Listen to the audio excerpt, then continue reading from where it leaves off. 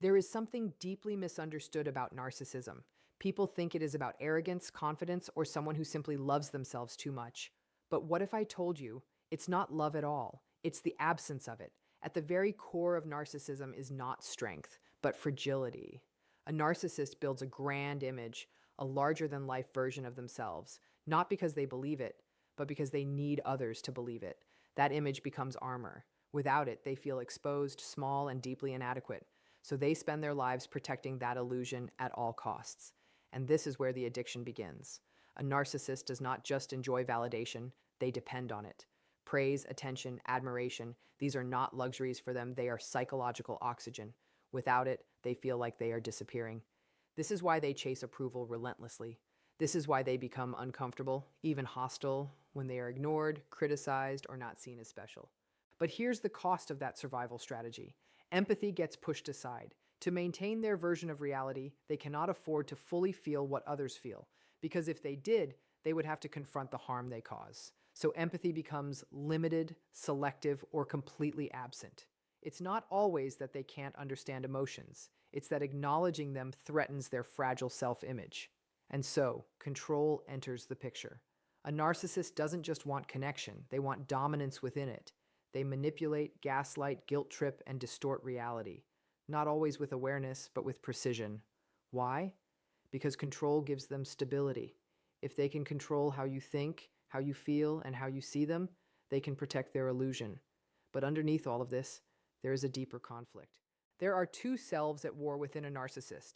The false self, the confident, superior, untouchable version they present to the world, and the real self, the insecure, wounded, often neglected part of them that they refuse to face. And the tragedy is this: the false self wins, again and again. Because facing the real self would require vulnerability, it would require accountability. And for a narcissist, that feels like annihilation. This is why change is so rare. It's not because growth is impossible, but because it demands something a narcissist is not wired to tolerate easily: honest self-reflection without defense. And without that, patterns repeat, relationships break, and the cycle continues. So when you ask, what makes a narcissist? The answer is not simple. It is a mix of deep insecurity, learned survival strategies, emotional avoidance, and a lifelong commitment to protecting a fragile identity. And understanding this is not about excusing the behavior, it's about seeing it clearly, so you can stop personalizing it, stop chasing validation from someone who cannot give it, and most importantly, start protecting your own reality. At the center of narcissism lies a contradiction that most people miss. On the surface, you see confidence, sometimes even brilliance, charm, or boldness that feels magnetic. But underneath that carefully constructed exterior is something far more unstable: a fragile sense of self that cannot hold together without constant reinforcement. This is not real confidence. Real confidence is quiet, flexible, and does not shatter under pressure. What you are seeing instead is a performance, one that must be maintained at all times. This fragility often begins early, shaped by environments where a person was either excessively praised without grounding or deeply criticized without safety. In both cases, the individual never develops a stable internal sense of worth. Instead, they learn that their value depends on how they are seen. So they construct a version of themselves that will win approval, admiration, or even fear.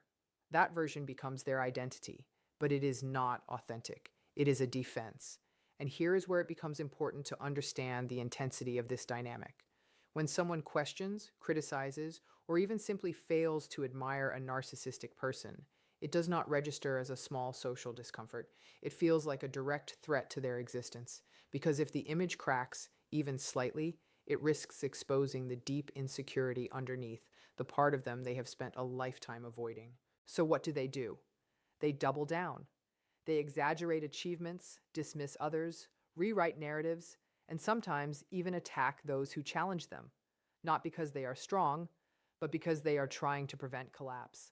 Every boast, every moment of arrogance, every need to be right is not about dominance in the way we usually think.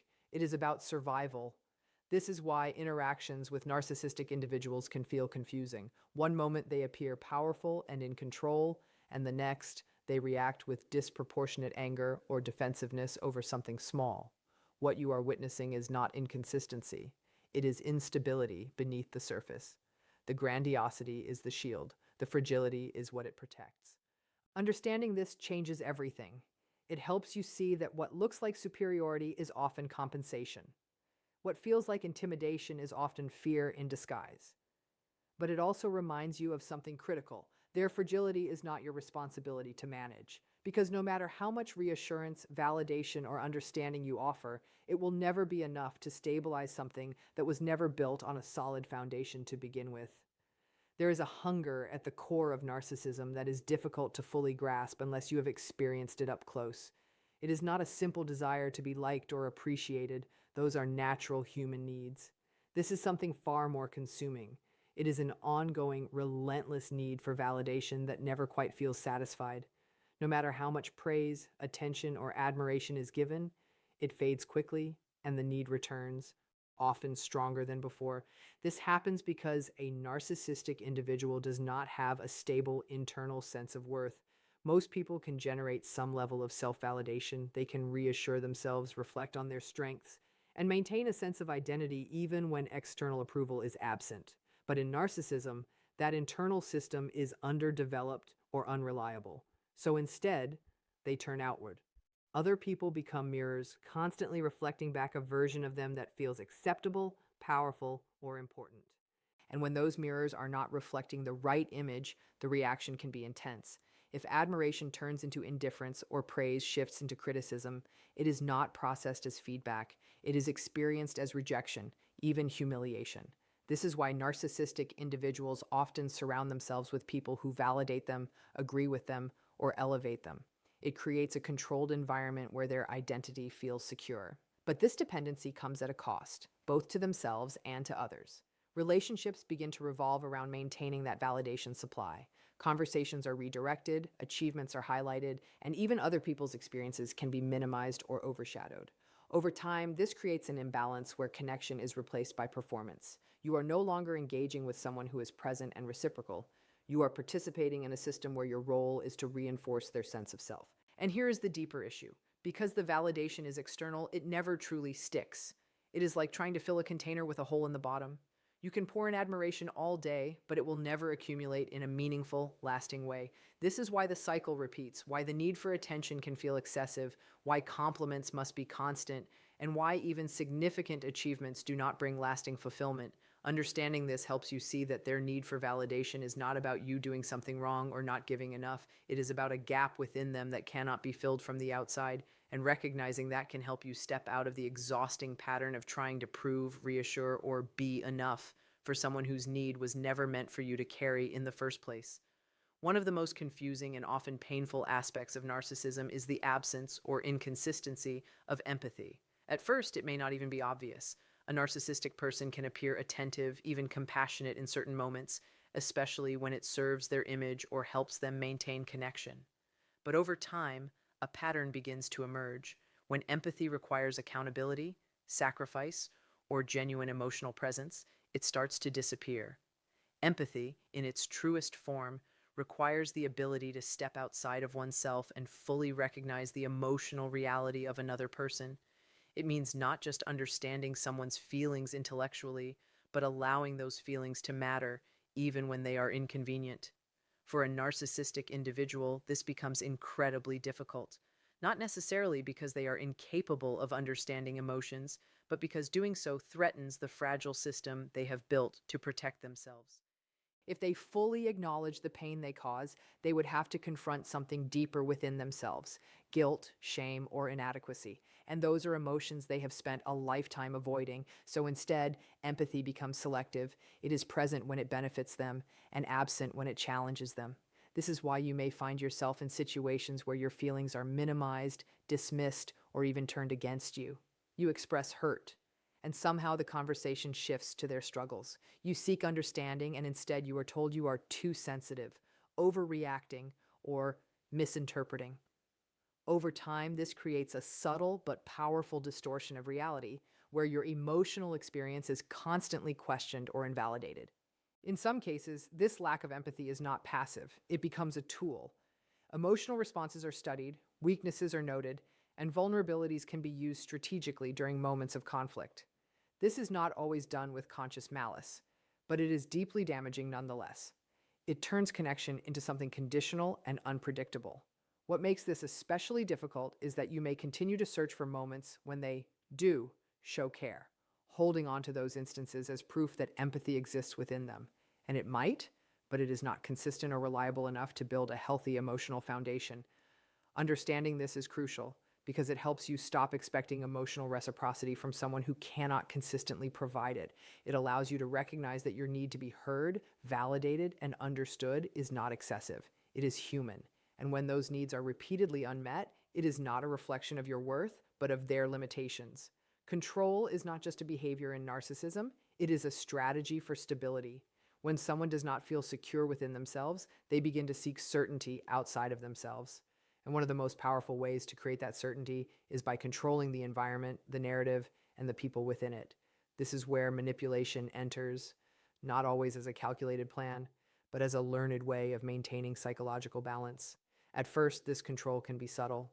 It may show up as strong opinions, a need to lead, or a tendency to dominate conversations. But over time, it often becomes more deliberate and more pervasive. A narcissistic individual may begin to shape how situations are interpreted, how events are remembered, and even how you perceive your own thoughts and emotions. This is where confusion begins to take root. One of the most common tools used in this dynamic is distortion. Facts may be twisted, details may be omitted, and entire situations may be reframed in ways that favor their perspective. You might recall something clearly, yet be told it never happened that way. You may express a concern only to have it dismissed or redirected until you begin to question your own understanding. This is not just disagreement, it is a gradual rewriting of reality. Alongside this, there is often an undercurrent of emotional pressure. Guilt can be used to keep you compliant. Fear of conflict may keep you silent. Moments of affection or approval may be given and withdrawn unpredictably, creating a cycle where you find yourself trying harder, adjusting more, and losing clarity about your own boundaries. The relationship starts to feel less like a connection and more like something you must manage carefully. What makes this pattern so powerful is that it rarely happens all at once. It builds over time, layer by layer, until you are deeply entangled in a system that feels difficult to step out of. And because there are moments of normalcy or even warmth, it can be hard to fully recognize what is happening. But at its core, this is about control, not connection. It is about maintaining dominance over uncertainty rather than building mutual understanding.